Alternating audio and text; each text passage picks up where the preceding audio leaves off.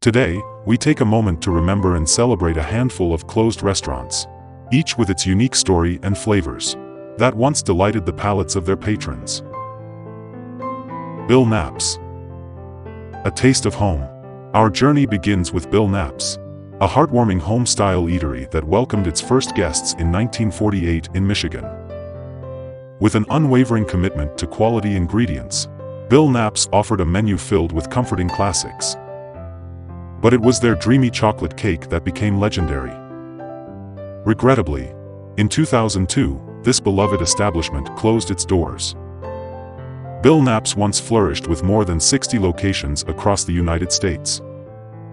However, shifting dining preferences and heightened competition ultimately led to its demise. Beef Steak Charlie. A meat lover's paradise. Next, we have the Beef Steak Charlie, an 80s gem famous for its all-you-can-eat salad bars and unlimited beef steaks. It was the place to indulge in hearty, affordable dining. However, the late 80s brought the end of this concept, despite over 100 locations nationwide. The all-you-can-eat trend slowly lost its charm, leading to the closure of many Beef Steak Charlie locations.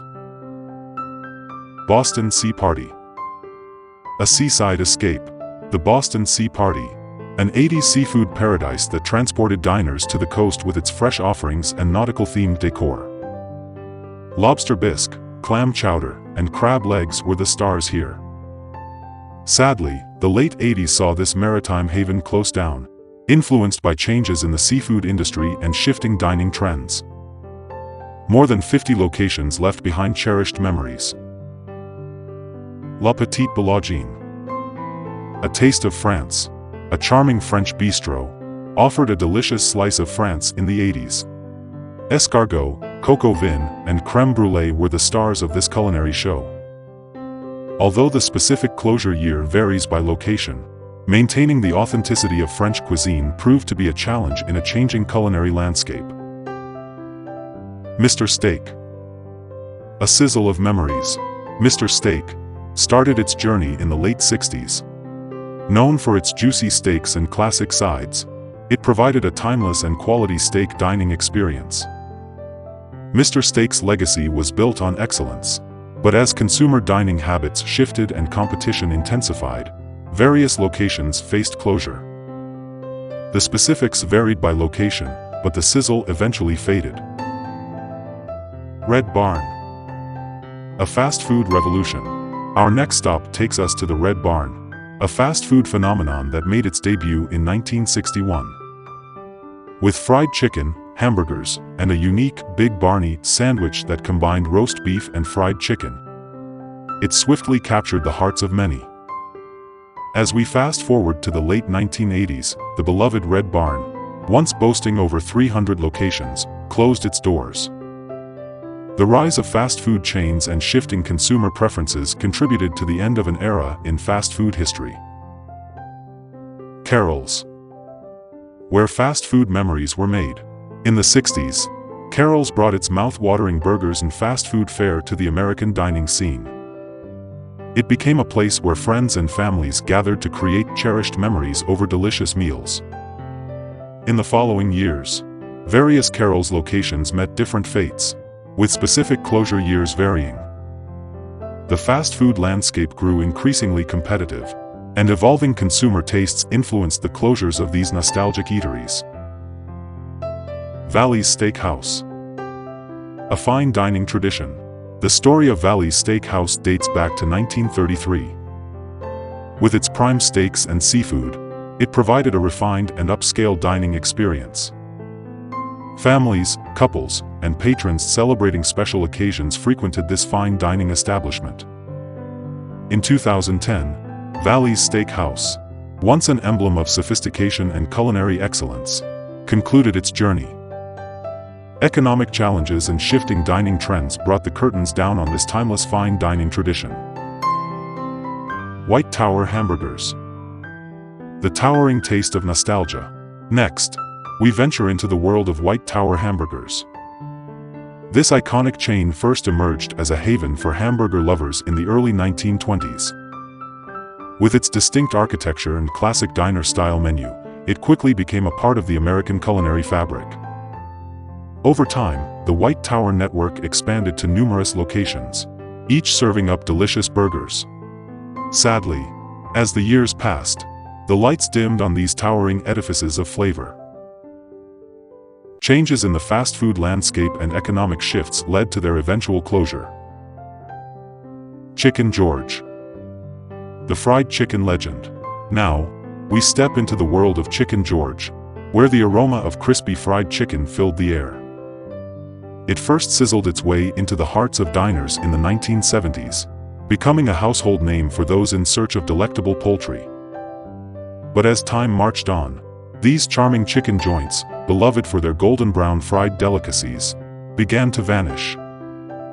Changing dietary preferences and market dynamics played a role in the eventual closure of Chicken George.